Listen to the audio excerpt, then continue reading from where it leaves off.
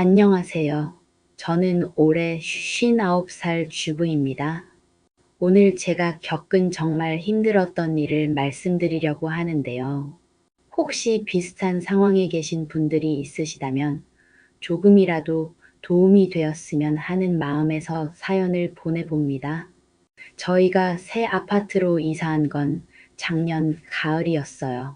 자녀들이 모두 독립하고 나서 부부만 살기에는 전에 살던 집이 너무 컸거든요.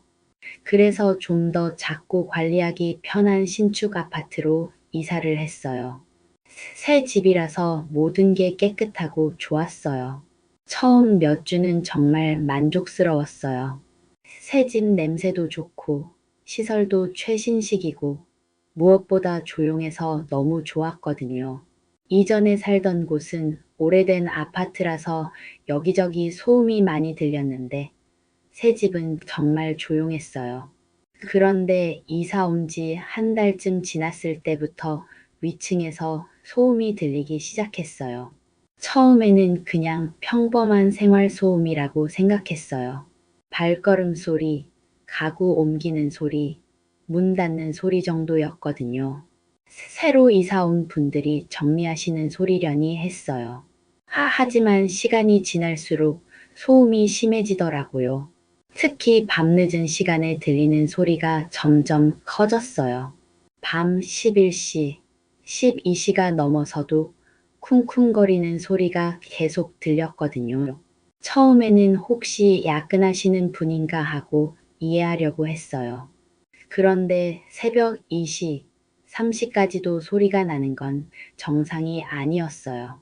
마치 무거운 걸 바닥에 떨어뜨리는 소리, 의자를 끄는 소리, 아이들이 뛰어다니는 것 같은 소리들이 계속 들렸어요. 잠을 제대로 잘 수가 없을 정도였어요. 참다 못해서 관리사무소에 전화를 드렸어요. 조심스럽게 상황을 설명하고 위층에 양해를 구해달라고 부탁했어요. 관리사무소에서는 전달해드리겠다고 하시더라고요. 그 다음날 위층에서 인터폰이 울렸어요. 나가보니 위층에 사시는 분이 직접 내려오셨더라고요. 30대 후반쯤 되어 보이는 남자분이었는데 정말 정중하게 사과하시더라고요. 죄송합니다. 저희가 아직 정리가 안 끝나서 소음이 났나 봐요. 앞으로 조심하겠습니다. 라고 하시면서요. 저도 괜찮습니다. 이해해요. 다만 너무 늦은 시간에는 조금만 조심해 주시면 감사하겠어요. 라고 말씀드렸어요. 그분도 네, 정말 조심하겠습니다. 라고 하시면서 다시 한번 사과하고 올라가셨어요. 그때는 정말 다행이라고 생각했어요. 상식적인 분이시구나. 이제 조용해지겠구나 싶었거든요. 하지만 제 생각이 너무 순진했나 봐요. 며칠 후부터 소음이 더 심해지기 시작했어요. 이전보다 훨씬 심한 소리가 나기 시작한 거예요. 밤 12시가 넘어서 갑자기 쿵쾅거리는 소리가 나고 마치 뭔가 무거운 걸 일부러 떨어뜨리는 것 같은 소리도 들렸어요. 처음에는 혹시 우연의 일치인가 싶었어요. 하지만 며칠 계속 같은 패턴이 반복되니까 이상하더라고요. 마치 제가 항의한 것에 대한 반발로 일부러 더 시끄럽게 하는 것 같았어요. 남편한테 이야기했더니 너무 예민하게 생각하는 거 아니야? 아직 정리 중일 수도 있잖아 라고 하더라고요. 자녀들한테도 말했지만 엄마가 너무 신경 쓰는 거 아니야? 그냥 참고 살아라는 반응이었어요. 하지만 저는 정말 잠을 못 잘 정도로 힘들었어요. 새벽까지 위에서 나는 소리 때문에 뜬 눈으로 밤을 새는 날이 많아졌어요. 낮에도 갑자기 쿵쾅거리는 소리가 나면 놀라서 심장이 뛰곤 했어요. 한 달 정도 더 참다가 다시 관리사무소에 연락했어요. 이번에는 좀 더 구체적으로 상황을 설명했어요. 새벽까지 계속 소음이 나고 있어서 잠을 잘 수가 없다고 말씀드렸어요.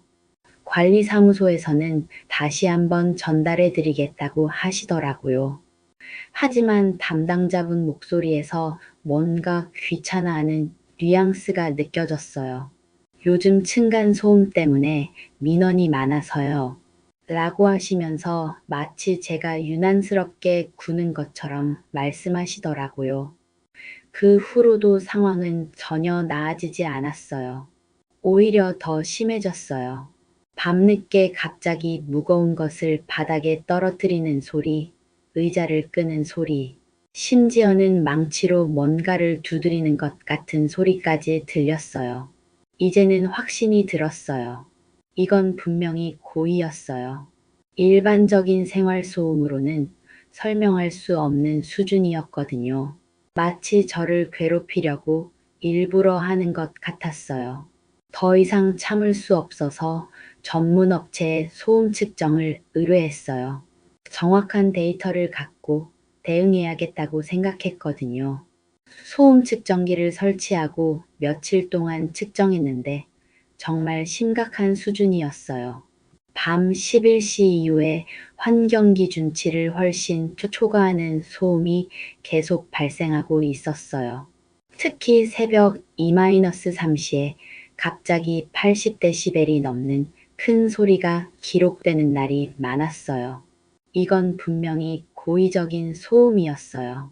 측정 결과를 가지고 다시 관리사무소에 갔어요. 이번에는 소장님과 직접 면담을 요청했어요. 소음 측정 결과를 보여드리면서 이 정도면 명백한 층간소음 피해라고 말씀드렸어요. 소장님도 측정 결과를 보시고는 심각하게 받아들이시더라고요. 이 정도면 정말 문제가 있네요. 위층에 강력하게 경고하겠습니다. 라고 하시면서 즉시 조치를 취해 주신다고 하셨어요. 그런데 그날 저녁부터 정말 상상할 수 없는 일이 벌어졌어요. 위층에서 측정업체가 왔다는 걸 알았는지 그날 밤부터 더욱 심한 소음을 내기 시작한 거예요.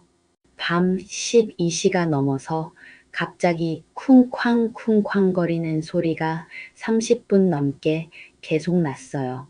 마치 무거운 운동기구를 바닥에 떨어뜨리는 것 같은 소리였어요.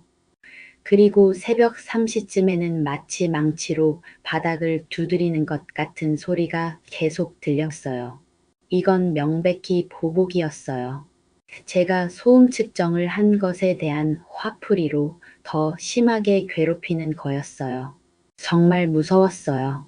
이런 비상식적인 사람과 같은 건물에 살고 있다는 사실이 끔찍했어요. 다음 날 관리사무소에 다시 연락했어요. 어젯밤 상황을 설명하고 즉시 조치를 취해달라고 요청했어요. 관리사무소에서는 위층에 강력 경고했는데도 이런 일이 있었다면 경찰 신고를 고려해 보시라고 하시더라고요. 하지만 경찰 신고는 쉽지 않았어요. 층간소음으로 경찰을 부르는 것도 좀 그렇고 무엇보다 그 후에 위층 사람이 어떻게 나올지 두려웠어요. 더 심한 보복을 할 수도 있잖아요. 그래서 일단 위층에 직접 가서 이야기해 보기로 했어요. 남편과 함께 올라가서 정중하게 대화를 시도해 보자고 했어요. 아무리 그래도 같은 사람인데 대화가 안 될 리는 없을 거라고 생각했어요. 토요일 오후에 남편과 함께 위층에 올라갔어요. 인터폰을 누르고 아래층 사는 사람인데 잠깐 이야기 좀 할 수 있을까요? 라고 정중하게 말씀드렸어요. 문이 열리면서 그 남자분이 나오셨는데 표정이 정말 불쾌해 보이더라고요. 뭔 일이세요? 라고 짜증스럽게 말하시더라고요. 저희는 최대한 정중하게 층간소음 때문에 이야기를 좀 하고 싶어서요 라고 말씀드렸어요. 그런데 그분이 갑자기 화를 내기 시작하는 거예요. 우리가 뭘 잘못했다고 그래요? 그냥 평범하게 살고 있는데 왜 트집을 잡아요? 라고 하시면서 목소리를 높이시더라고요. 저희는 트집을 잡는 게 아니라 너무 심한 소음 때문에 잠을 잘 수가 없어서 라고 설명하려고 했어요. 하지만 그분은 들으려고 하지 않으셨어요. 오히려 당신들이 너무 예민한 거 아니에요? 우리도 살 권리가 있는데 왜 우리만 조용히 살아야 해요? 라고 하시면서 더욱 화를 내시더라고요. 그리고 마지막에 정말 충격적인 말을 하셨어요. 앞으로도 계속 이런 식으로 나오시면 저희도 가만히 있지 않을 거예요. 여기는 자유민주주의 국가인데 우리가 하고 싶은 대로 할 권리가 있어요. 라고 하시는 거예요. 그 말을 듣는 순간 정말 소름이 돋았어요. 이건 명백한 협박이었어요.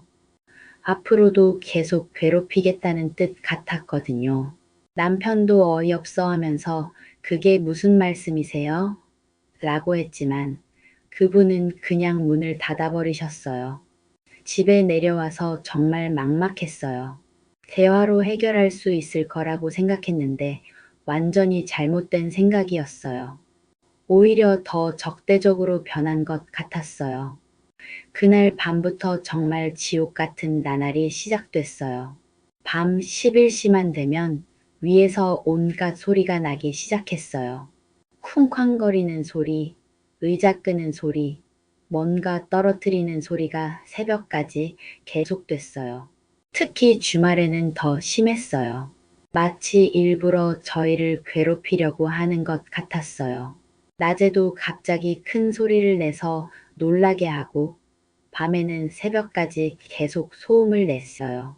몇 주 동안 그런 상황이 계속되니까 정말 견딜 수가 없었어요. 잠도 제대로 못 자고 집에 있는 것 자체가 스트레스였어요. 언제 또 위에서 큰 소리가 날지 모르니까 늘 긴장 상태였어요. 건강도 나빠지기 시작했어요. 불면증에 시달리고 스트레스 때문에 소화도 안 되고 두통도 자주 생겼어요. 이대로는 정말 못 살겠다는 생각이 들었어요. 남편과 상의해서 법적 대응을 고려해 보기로 했어요. 변호사와 상담을 받아봤더니 소음 측정 결과가 있으니 승소 가능성은 있다고 하시더라고요. 하지만 소송 과정이 길고 복잡할 것이라고도 하셨어요. 무엇보다 변호사님이 한 말씀이 저를 더욱 두렵게 했어요. 상대방이 비상식적인 사람이라면 소송 과정에서 더 심한 보복을 할 수도 있다고 하시는 거예요. 그리고 이길 수는 있겠지만 그 과정에서 받을 스트레스를 감수할 수 있는지 생각해 보라고 조언해 주셨어요. 집에 와서 남편과 진지하게 이야기했어요. 법적 대응을 할 것인지 아니면 다른 방법을 찾을 것인지 고민했어요. 하지만 상대방의 성격을 봤을 때 소송을 하면 더 큰 보복이 올 것 같았어요. 그런 상황에서 남편이 제안한 게 이사였어요. 이렇게 스트레스 받으면서 살 바에야 차라리 이사를 가자고 하더라고요. 처음에는 왜 우리가 피해야 하는데? 라고 생각했어요. 잘못한 것도 없는데 이사를 간다는 게 억울했거든요. 하지만 계속 이런 식으로 살 수는 없었어요. 매일 스트레스 받고 잠도 못 자고 건강까지 나빠지는 상황에서 무엇을 위해 버텨야 하는지 모르겠더라고요. 결국 이사를 결정했어요.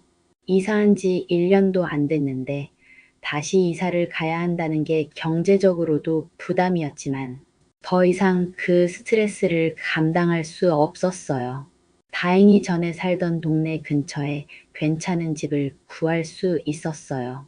오래된 아파트였지만 조용하고 평화로운 곳이었어요. 이사 준비를 하면서도 위층 소음은 계속됐어요. 마지막까지 저희를 괴롭히더라고요. 이사를 간 지 이제 6개월 정도 됐어요. 지금 사는 곳은 정말 조용하고 평화로워요. 밤에 푹 잠들 수 있고 집에서 편안하게 쉴 수 있어요. 이런 게 얼마나 소중한 건지 그때 깨달았어요. 하지만 아직도 그때의 일을 생각하면 화가 나요. 왜 제가 피해를 당하고도 이사까지 가야 했는지 정말 억울해요. 그리고 지금도 그 집에 다른 사람이 이사를 와서 같은 피해를 당하고 있을 생각을 하면 마음이 아파요. 경제적으로도 손해가 컸어요. 이사 비용에 중개 수수료까지 몇 천만 원이 들어갔어요. 그리고 새로 산 집은 전에 살던 집보다 조건이 좀 안 좋아요. 하지만 평화로운 생활을 되찾은 것만으로도 다행이라고 생각해요. 이 일을 겪으면서 정말 많은 걸 배웠어요. 층간소음 문제가 얼마나 심각한지, 그리고 비상식적인 사람을 상대할 때는 대화나 타협이 불가능할 수도 있다는 것을요. 무엇보다 내 평화와 건강이 가장 중요하다는 걸 깨달았어요. 억울하다고 해서 끝까지 버티는 것이 항상 옳은 건 아니더라고요. 때로는 피하는 것도 현명한 선택일 수 있어요.